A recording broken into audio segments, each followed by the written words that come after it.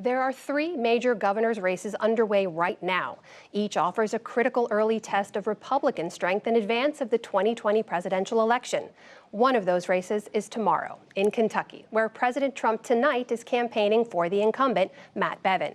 William Brangham went to the bluegrass state this weekend to see what's motivating voters in this very tight race. Well, hello, Kentucky! Ahead of the president's arrival, the vice president kicked off the final few days of the campaign, rallying supporters in rural Kentucky. Once we reelect Governor Matt Bevin for 4 more years, we can make it clear we're going to reelect President Donald Trump for 4 more years. The fact that President Trump and Vice President Pence felt the need to come here to rally supporters, to Kentucky, a state that Donald Trump won by 30 points in the last election, that is not a good sign for the GOP in this state. The incumbent, Republican Matt Bevin, is in a neck-and-neck race with this man, Kentucky's Attorney General, Democrat Andy Beshear. But at Friday's rally with the vice president and elsewhere, we heard a lot of confidence that Governor Bevin will win. I support him wholeheartedly. I like his character, I like what he stands for, and I like the platform.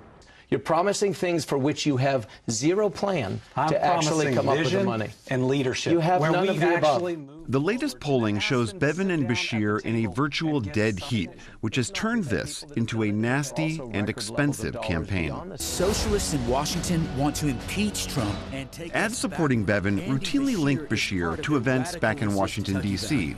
Send the socialists a message. Defeat Andy Beshear. We treat everyone with respect. Beshear ads, on the other hand, tend to focus almost entirely on local issues. He's tried to rip health care away from our families, and he's cutting public education. We can't take 4 more years. We'll make it happen. That's right. We're going there. There's a few reasons why this race is so tight. One, Andy Beshear has strong name recognition. His dad, Steve Beshear, was Kentucky's last governor. But Governor Bevin has also hurt himself with some key groups in Kentucky. In 2018, teachers protested education and pension funding. Governor Bevin suggested that with schools closed because of the walkout, some children risked being sexually assaulted. He also called protesting teachers selfish and ignorant. It's all made Bevin one of the most unpopular incumbents in the nation. This is about making sure they show up on Tuesday. It's driven many teachers and other state employees to work hard to unseat Bevin.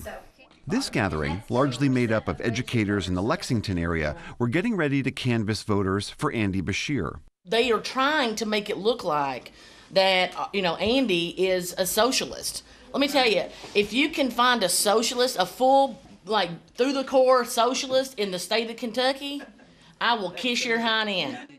These volunteers, mostly Democrats, but also a few Republicans, said there was a host of issues on their minds, ranging from clean water to corporate money and politics. Claire Batt is a Democrat. Denise Finley has been a lifelong Republican. Both are retired school teachers and longtime friends. And they spent much of Saturday trying to remind likely Beshear voters to turn out on Tuesday. So you and your wife are both planning to vote? Oh, yeah. What do you guys think of is most at stake in this election? Our children. Our children are, I'm not sure about the education of our children. Both women say that if this race is fought on local issues, Beshear will win. But they worry that the enormously popular President Trump and the impeachment battle will energize Republicans to show up in droves for Bevin. If you could have told the Democratic Party in Washington, D.C., would you have liked them to say, hold off on this impeachment stuff for another week, let us have an election without stoking the fires? In a sense, yes. And I sort of hate to say that because I think they have to follow the investigation and how it unrolls. I think it really has caused issues for us here in Kentucky because they use it. And that's why Trump is coming, too. Some Republicans, like Mark Williams, a veteran and retired firefighter, agree that impeachment will fire up voters, but on both sides. I see it as a political scam. The impeachment process? The impeachment process, yes. I think it's just a way to try to sway voters in 2020. So do you think that that's going to have any impact on people's votes here? Oh, I think it will, yes. Yes, especially the whole United States is sort of divided right now, and I think it will help give fuel to the other fire. Williams has one of his neighborhood's only Matt Bevin signs in his front yard. He likes the governor and President Trump for a trait they both share.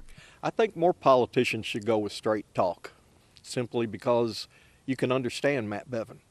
He'll tell you what he wants and how he wants it. You don't have to follow a riddle to get to the answer. For Republicans, this race will test whether the president's popularity, combined with outrage over impeachment, is enough to push an unpopular incumbent across the finish line. For Democrats, they say this race is the ultimate test. If they can't win the state house under these conditions, it spells serious trouble for the party in 2020. For the PBS NewsHour, I'm William Brangham in Kentucky.